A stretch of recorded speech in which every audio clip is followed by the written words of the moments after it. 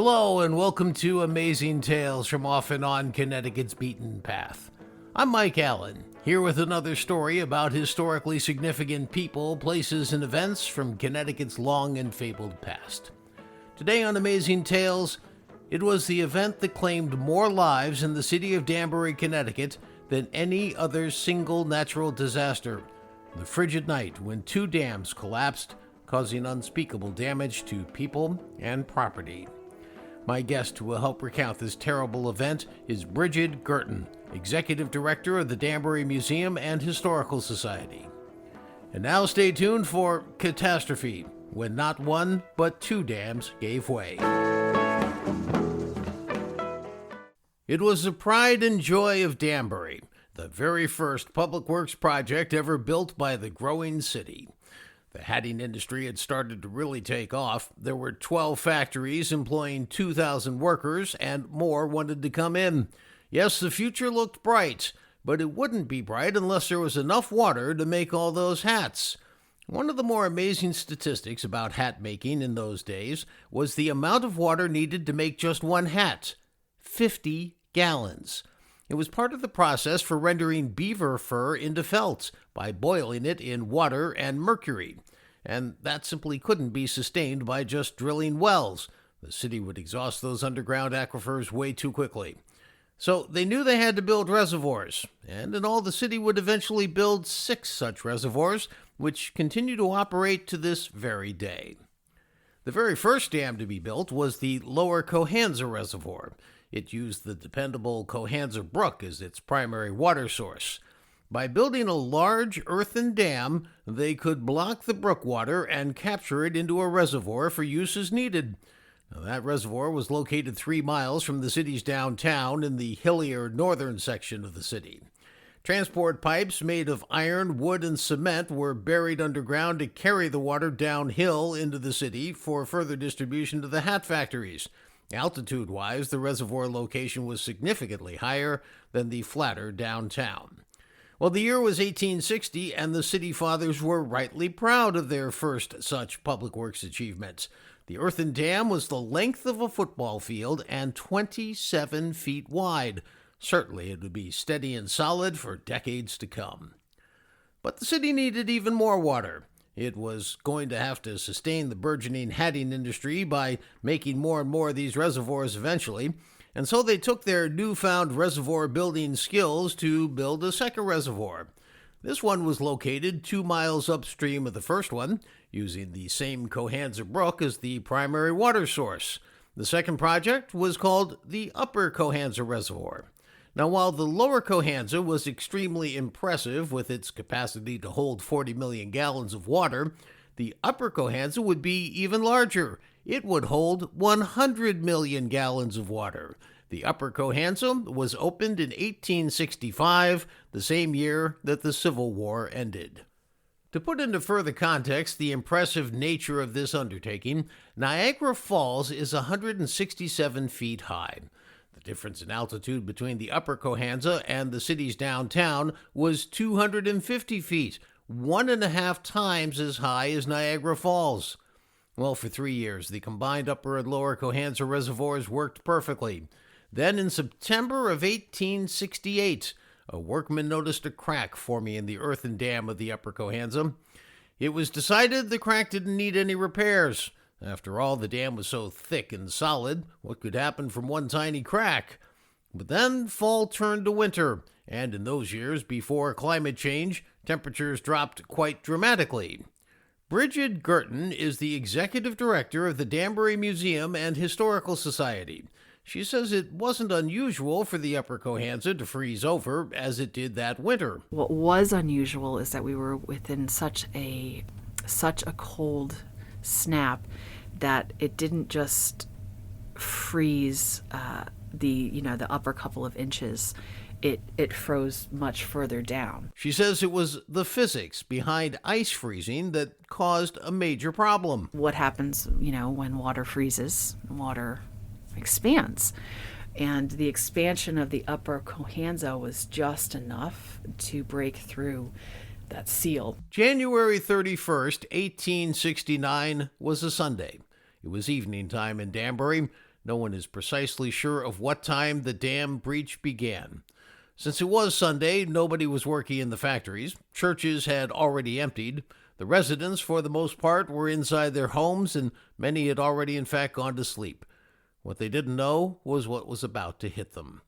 Bridget said it was the ice jam movement that began the cataclysmic series of events, like a series of dominoes toppling over one after another. All of that terrible snow and ice and mud and rocks and muddy bottom water came rushing out of Upper Cohanza into Lower Cohanza, and then from there down towards Main Street. For those familiar with the geography of Danbury, this mass of tens of millions of gallons of water, huge ice flows, large rocks, boulders, and even entire trees passed by what is today Exit 5 of Interstate 84. Cohanza Brook passes under the westbound exit to this day. Exit 5 leads to Main Street in Danbury, and it was the residents of Upper Main Street who were impacted first. Newspaper accounts from that day are quite graphic. Bridget says that the old Harper's Weekly magazine had a particularly detailed accounting of the events. It's vivid. You know, it's in the most sensational terms. They talk about the people who were swept away, the bodies that were found frozen the next day in the upper reaches of trees. Bridget says that the magazine account really drives home the magnitude of what befell Danbury during that incident. It is very colorful and vivid language to describe what must have been an absolutely horrific night. She says that the newspaper articles used words that brought to life the many sensations that people experienced that evening, including what they heard. They talk about the sounds that went along with it. So it wasn't just the screaming or the crying, it was the sounds of the ice and the absolute violence of the shearing of it and the crackle, which was the only sound that people heard rushing towards them. Personally, she has difficulty imagining the fact that this wall of water, trees, rocks, and mud barreled down on helpless individuals with no warning. I cannot fathom the violence of it. And it was quick, too, which was the other thing. It didn't linger. When it was all over, the simply Herculean force of all the reservoir contents, along with the many objects the water picked up along the 5-mile-long downhill torrent into the city, again 1.5 times stronger than the force of Niagara Falls, had decimated a good portion of the city's downtown. The surge swept houses off their foundations, destroyed entire factories, washed away bridges, and even uprooted entire sections of the railroad track, leaving the city's train service inoperable. And that's just the property damage. As bad as it was, the hurricane of 1938 and the flood of 1955 actually caused far worse property damage in the city. What set this incident apart, though, as the worst in city history was the human toll. 11 people were killed in the most violent of manners.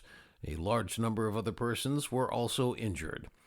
A gentleman named Horace Purdy recorded in his journal the following day that while 11 were missing and presumed dead, only 5 bodies had been found and recovered. A woman named Fanny Humphreys and an unidentified female companion had been clinging to a tree on White Street as water rushed around them. They could be heard crying out for help. They lost their grip on the tree and were swept away to their deaths.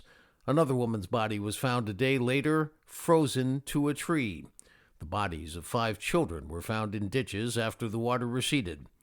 This was the language from Harper's Weekly, and a quote. This immense and rushing volume of water came upon the town through the gorge above Flint's Dam, bringing with it huge masses of ice and lumber. With terrible velocity, it struck the houses on Main Street near the riverbank, instantly sweeping them from their foundations. Rushing down the flats along the North Stream and east of Main Street, it swept all before it. The water seethed and roared 15 feet above the bed of the river. The noise of wrecked houses mingled with the screams of drowning men, women, and children. What the water did not overwhelm was demolished by the rushing ice and timber. End quote. Within a week of the disaster, the city government had convened and started to take steps to get the municipality back on its collective feet.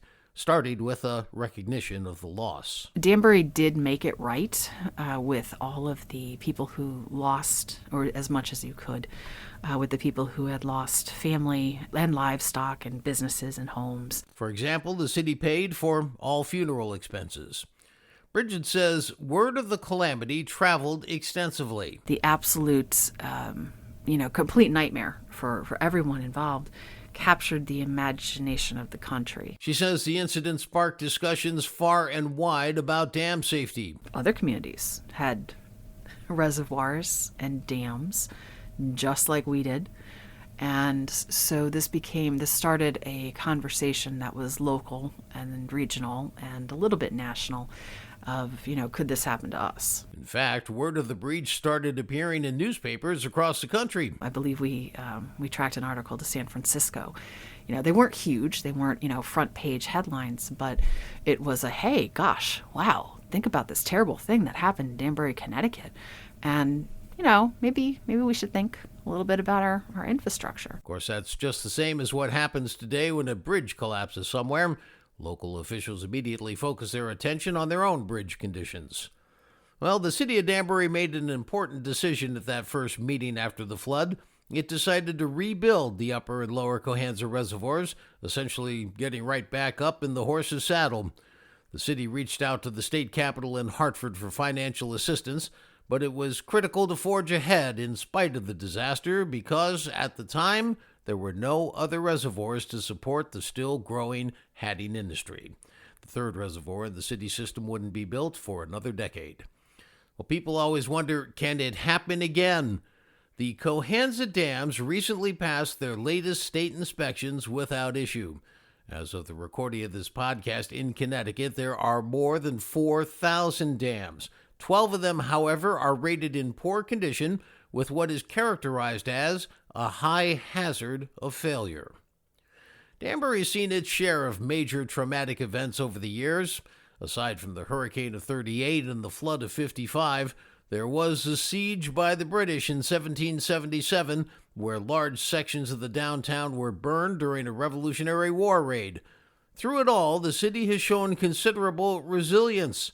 Bridget says that this hasn't gone unnoticed on the official city seal, which was created 20 years after the dam breach. The waving water and the tree on one portion of the seal reference the dam disaster. But more to the point, Bridget says that at the very top of the seal is a phoenix, recognizing that no matter what it suffers through, Danbury always manages to bounce back and prosper.